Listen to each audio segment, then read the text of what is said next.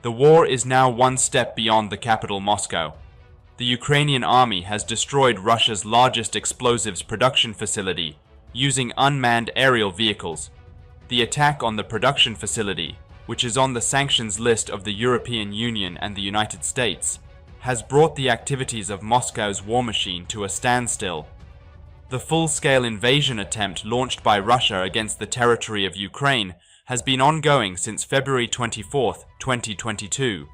As you may recall, Russian President Vladimir Putin guaranteed that this war, which he launched under the name of a special military operation, would be won in just a few months. The Russian leader, who assured that the casualties of the Russian armed forces would be almost negligible in this process, tried to win the support of the people and the army by claiming that the impact of the war would not be felt on Russian territory.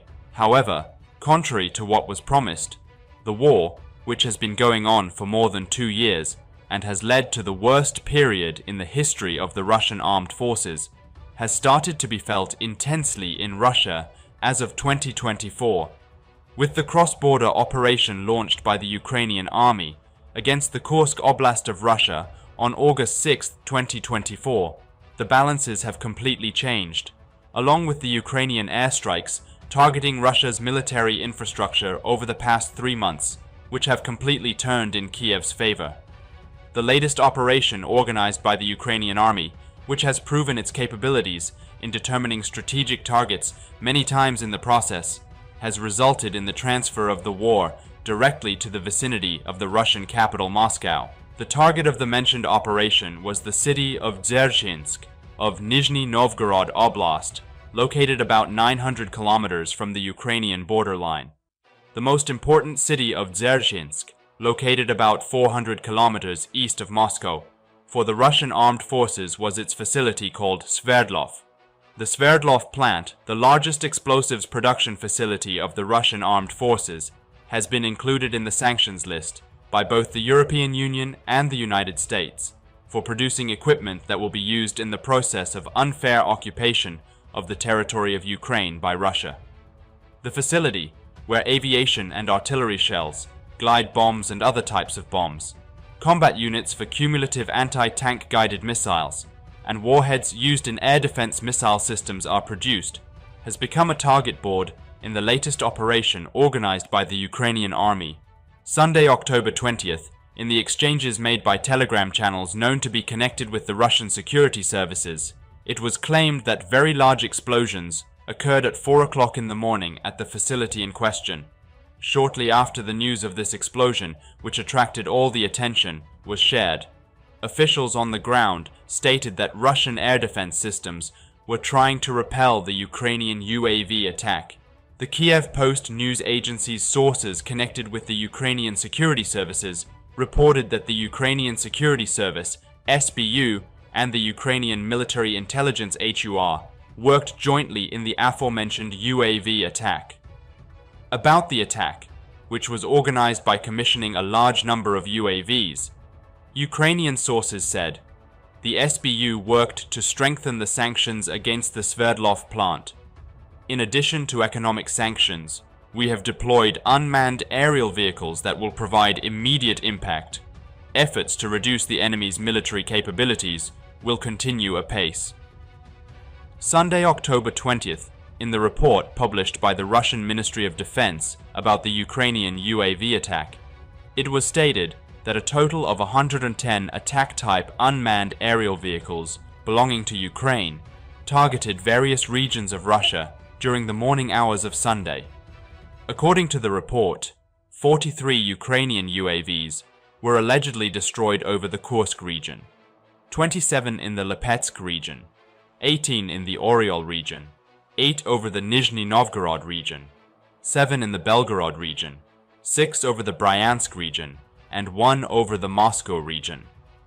Later in the night, when Ukraine staged one of its biggest attacks that also affected the Russian capital, Moscow Mayor Sergei Sobyanin confirmed that one Ukrainian UAV flying towards the capital of the air defense forces was repelled in the Ramenskoye region. Nizhny Novgorod Regional Governor Gleb Nikitin, who made a statement about the Ukrainian attack on the Dzerzhinsk industrial zone, where the Sverdlov plant, Russia's largest explosives manufacturing facility, is located, said that the drone attack was repulsed.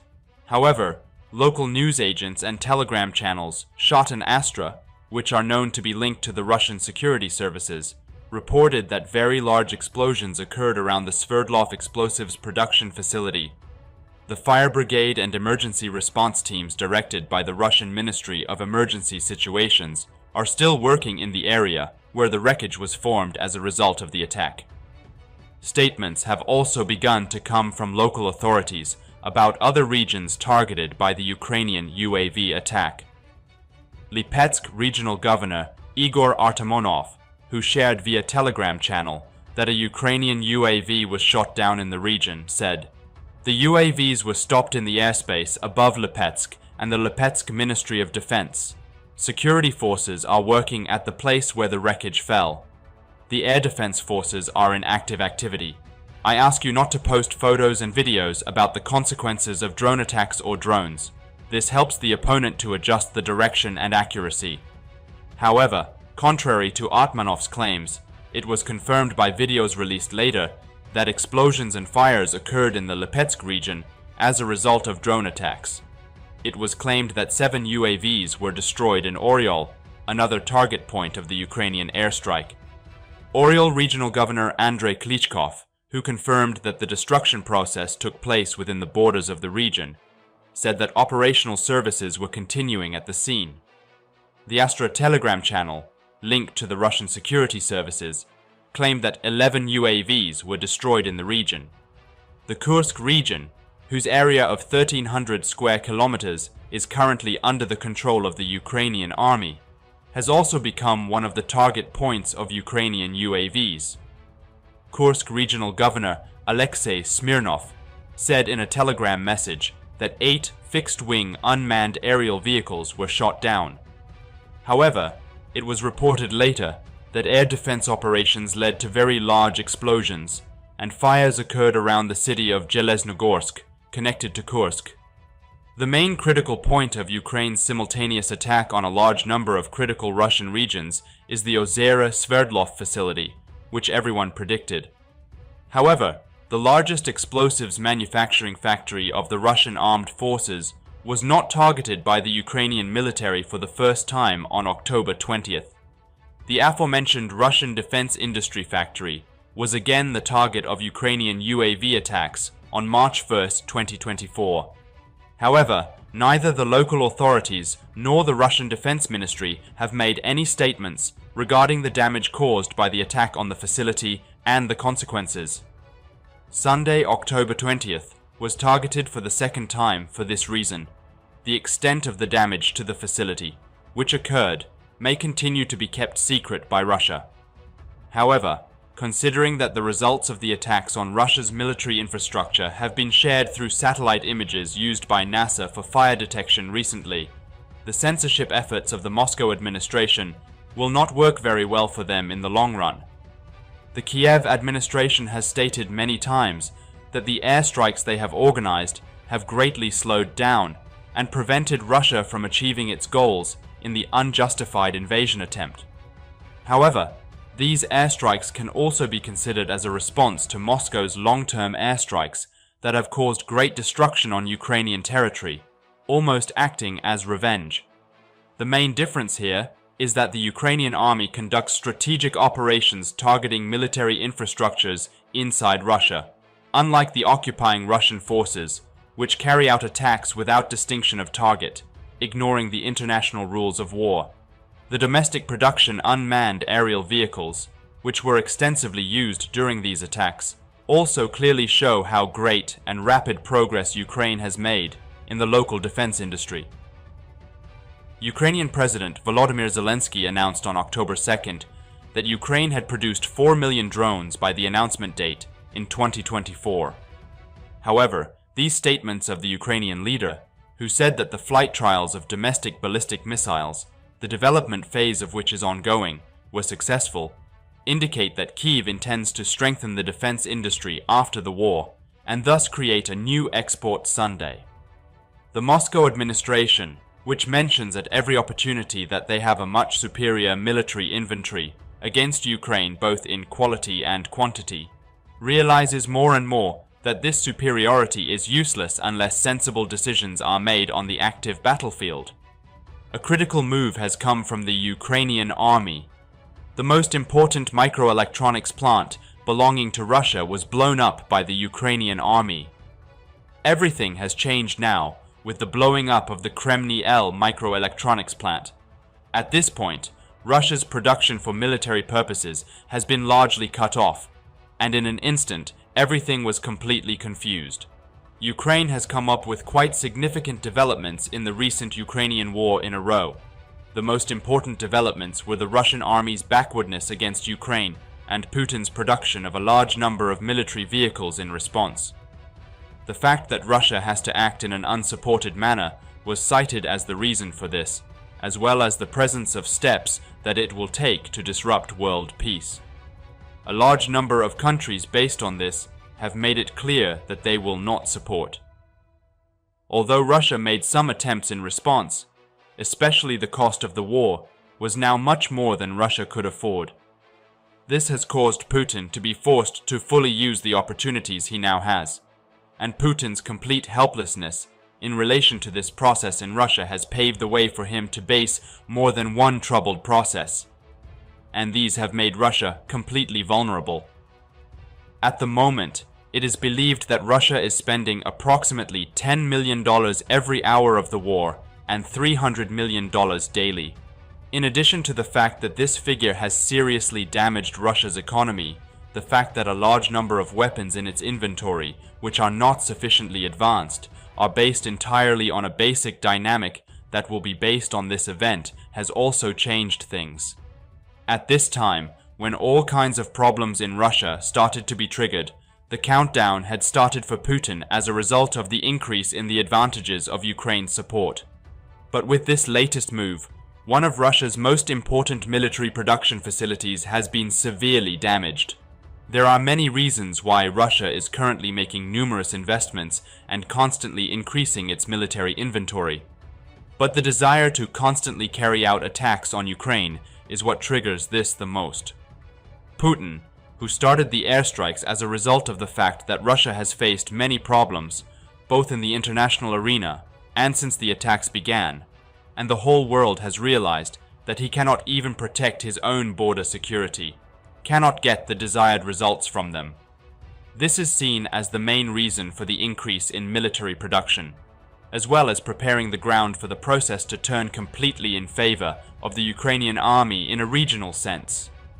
But at this point, the lack of adequate protection of the most important microelectronics center has the quality to pave the way for the Russian army to take that critical blow. Kremny L is one of the most important microelectronics manufacturers in Russia. At this point, the fact that the policies pursued against the Russian army also show themselves proportionally to this, causes it to be expressed how critical things are. It is known that Putin uses a large number of microelectronic products from Kremny L in military vehicles, and also participates in strategic Russian programs for the development of radar stations using AFAR, active phased array radars. In addition, while the effects of this attack on the region are not fully known, the details of the attack will surprise the whole world. The Ukrainian army had previously carried out an attack on Kremny L, but the step taken at this point, when the Russian army should have been engaged in so much military production, was of a nature that could be the main reason for many changes in regional terms. However, in this event, which predicts that this wind of change in Russia may continue in a similar way, the details of the drone attack were given by the Ukrainian army. The Russian Kremny L company received an attack by the Ukrainian army's unmanned aerial vehicles, which was heavily damaged. In addition, according to videos taken from the region, it was confirmed that Ukraine directly targeted the factory, but the desired response could not be received. Thanks to Kremny L, the Ukrainian army, which is making such a move in response to many steps taken by Russia in the region, may damage the production of many things, such as military materials, radar systems, and vehicles, both at the factory producing unmanned aerial vehicles in China and inside Russia. While this makes it clear that Russia is experiencing a regional crisis, it is not surprising that this attack was directly denied by Russia's bureaucratic names. At this point, the statements from the Russian Defense Ministry clearly show how much regional problems have grown. The Russian Defense Ministry announced that they shot down 13 UAVs over the Bryansk region, 2 in the Rostov region, and 1 in the Belgorod region during the night hours. A few hours after these statements, both Bogomaz and the Ministry of Defense would also report different attacks. At this point, the fact that Russia does not mention the Kremny L factory actually shows that a big problem has arisen. In these days, when the basic dynamics in Russia have become quite problematic, and the government has not received enough votes of confidence from the people, the fact that Ukraine has the power to take greater steps directly against Russia is another basic element that will change everything. This is a clear indication that Putin's political process has been directly interrupted by such moves, and any problems in Russia will also become clearer. The company had increased its production capacity by 8 times since 2014 and announced that its trade volume was 3.9 billion rubles in 2021. Besides, the acceptance of one of the most critical points in Russia was actually seen as a reflection of the "We are everywhere" message that Ukraine secretly gave. The fact that the Russian army, which aims to use both unmanned aerial vehicles and a large number of missiles, has not achieved even as much success as such operations, indicates that a bigger problem will manifest itself in a short time in response to the money spent. But the part of why the production of these unmanned aerial vehicles is critical has clearly shown itself as a result of the cost calculation made. The weapons that Russia currently has in its possession are both old and based on a very costly war basis. The fact that most of them were made in the Soviet Union and were used at that time with a source close to unlimited is also seen as related to this. As for the cost account, it is currently known that Ukraine produces an unmanned aerial vehicle at a cost of approximately $2,000 to $10,000, thanks to its investments in the domestic defense industry. In addition, the fact that a large number of missiles used against Ukraine have a cost of millions of dollars is causing very serious damage to the Russian economy from the inside. This indicates that in the long run, if the war turns completely in favor of the Ukrainian army, it may explain Russia's bankruptcy, while it may also reveal the beginning of an anti-Putin process. Although it stands quite unshakable in terms of power, Putin's hostility is shown as the common denominator of all the opposition movements that have emerged recently. This means that in addition to providing a lot of information about the advancing processes, development in Russia will be triggered towards a completely different area thanks to his moves that can be called anti-Putin. This is another basic element that paves the way for Russia to face a completely different period from a political point of view. Although there are many reasons why the Russian army faced such a big collapse, in fact, Putin's inability to get exactly the support he wanted was seen as the main point of this. Such a clear display of regional and political changes in Russia has now created a portrait of the Russian army using all the advantages at their disposal, while preparing the ground for confronting even bigger problems. This has enabled Putin to confront the public, which is basically evolving towards a politically difficult period and has a distrustful attitude towards the Russian bureaucracy. And this chain of policies, which can also be referred to as anti-Putin, would be seen as a representation of a process in which more important problems emerged over time. At this point, the comments made by the war analysts were of great importance. According to war analysts, the Ukrainian army was aware that Putin was now facing bigger problems as well. Therefore, for the Ukrainian army, which aimed to use all the possibilities at its disposal, the process was now so advanced that it could shift to a completely different point, and that meant that things had completely changed. The war continues to make its impact felt on Russian territory. The armed forces of Ukraine, which are still continuing the cross-border operation they launched on August 6th, have added another one to their revenge operations against Moscow in the Kursk Oblast of Russia. The BMP-3 model infantry fighting vehicle and the ZSTS Akhmat model armored vehicle belonging to the Russian forces have been destroyed by Ukraine's attack UAVs. The Russian forces, which continue to suffer heavy losses on their own territory, are about to lose Kursk completely. The fate of the Russia-Ukraine war, which has been going on for more than 2 years, has been literally rewritten along with what is happening in 2024. After the appointment of Colonel General Alexander Syrskyi as Commander-in-Chief in February, the Ukrainian army, which abandoned its defense-oriented war strategy, began to focus on offensive moves, especially in the second half of the year.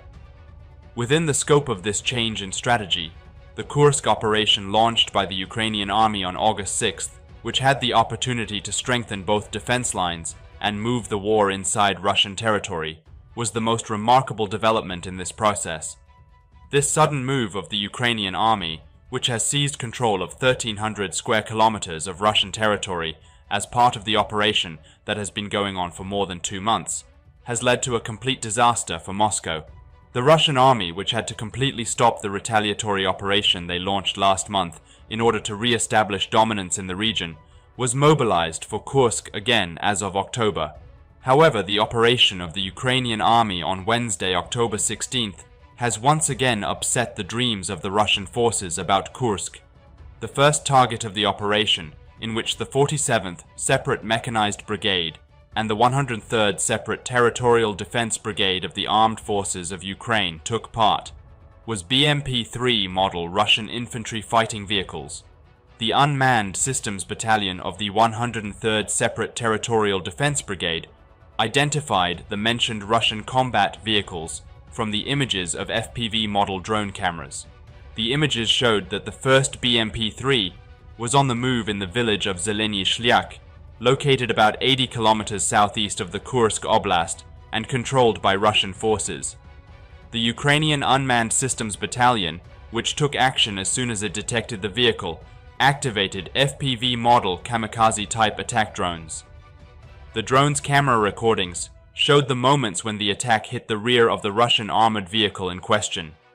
Meanwhile, the second BMP-3 armored vehicle, belonging to the Russian forces, was caught on the drone cameras of the 103rd Separate Territorial Defense Brigade while it was moving on the other side of the village. Again, it was seen that 2 ZSTS model Akhmat armored vehicles were located next to the second Russian armored vehicle, targeted by FPV model kamikaze-type attack drones. Unlike the first armored vehicle, the Akhmat model armored vehicle deployed next to the second BMP-3, which experienced a much larger explosion, was severely damaged by the attack. These 2 vehicles, which were located at the target point, covered by flames reaching meters high and a cloud of smoke, were also destroyed at the scene as a result of the attack. The Ukrainian 47th Separate Mechanized Brigade, which made a statement on the issue via the official Telegram channel, said, "The Unmanned Systems Battalion carried out a major attack. The BMP-3, the pride of the Russian combat industrial complex, was neutralized along with its crew." As the casualties of manpower and inventory continue to increase within Russia's own territory, Ukrainian President Volodymyr Zelensky stressed the continuity of cross-border operations during his statement on Wednesday, October 16th. Volodymyr Zelensky, who shared the 5-stage victory plan with the Ukrainian parliament for the first time weeks later, said that the victory plan focuses on maintaining operations on Russian territory and strengthening the offensive capabilities of the Ukrainian armed forces. Referring to the importance of the Kursk operation for the Ukrainian border regions, the Ukrainian leader said, "The key to the implementation of this second article of the victory plan is that the Ukrainian defense and security forces successfully continue their operations in designated areas on enemy territory to prevent the formation of buffer zones on our territory." Thanks to this, Ukrainian leader Volodymyr Zelensky, who guarantees that the plan will irrevocably strengthen the positions of Ukrainian forces and destroy the potential for attacks by Russia, on the occupied Ukrainian territory. In this way, he underlined that they can end the war no later than in 2025. Other important elements of the plan, which is said to be extremely necessary for the continuity of cross-border operations against the Kursk region during the implementation phase, were stated as Ukraine's official invitation to join NATO, lifting the ban on allies conducting long-range attacks into Russia with weapons supplied from the West, and the rejection of trade in Ukrainian territory and sovereignty. Following the statement, Ukrainian President Volodymyr Zelensky criticized China, Iran, and North Korea for their support for Russia's unjust invasion decision, calling these countries a coalition of criminals. The Ukrainian leader reminded that they are at war with Russia in international relations, information field, and public opinion, except on the battlefield, and also stated that 3 additional documents related to the plan will continue to be kept secret in his statement addressed to Tuesday, October 15th, European Council President Charles Michel shared that Ukrainian President Volodymyr Zelensky accepted the invitation to attend the EU Leaders Summit in Brussels to present his victory plan to the 27 leaders, and for the first time after the postponement of the Ramstein meeting, he had a critical opportunity that he believed could convince the Western Bloc. Thursday, October 17th, the Ukrainian leader shared the plan with EU leaders at a meeting, demanded support for the call for Ukraine's invitation to join NATO immediately, so that a decisive blow can be dealt to Russian President Vladimir Putin. However, demanding that European Union members provide more military assistance for Ukraine's struggle for full independence, Zelensky said, an immediate invitation to Ukraine to join NATO will be decisive. Putin needs to see that his geopolitical calculations are worthless. Putin should respect our power. We need to ensure that the free world does not flinch in the face of his threats. Already, Russian President Vladimir Putin has cited the possibility of Ukraine joining NATO as one of the justifications for the full-scale war he launched on February 24, 2022, under the name of a special military operation. The Ukrainian leader also believes that Putin will have to stop this war if they join NATO directly.